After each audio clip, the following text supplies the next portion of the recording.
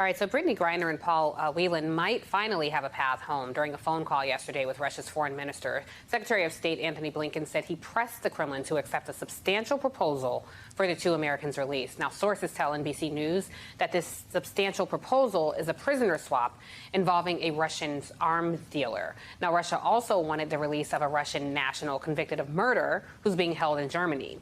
But the U.S. dismissed that offer as not serious. So really, what does all this mean for efforts to bring Brittany and Paul home? Joining me now is David Whelan, twin brother of Paul Whelan, and Nayyera Haq, former State Department senior advisor. Very pleased to have you both with me, especially you, David. I know this must be a very trying time for you.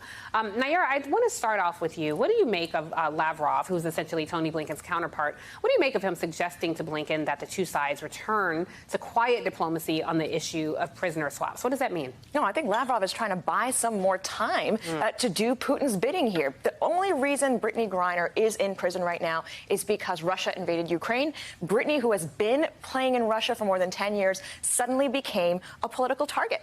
She did something in carrying some, potentially, accused, because she doesn't even remember packing that in her bag. And even if she did have that, the amount of THC that she had is less than what people in Russia have and only serve maximum 2 months. So she's already served more time than what is criminally recognized within Russia. So it's a political arrest, and Putin's going to get what he can out of it, including a guilty plea from her and potentially an arms dealer in exchange that will help him in his global ambitions. Which is very scary. David, I'm curious, have you spoken to Paul since we last talked? We had you on a few weeks ago. Has there been any contacts between your family, you and your brother?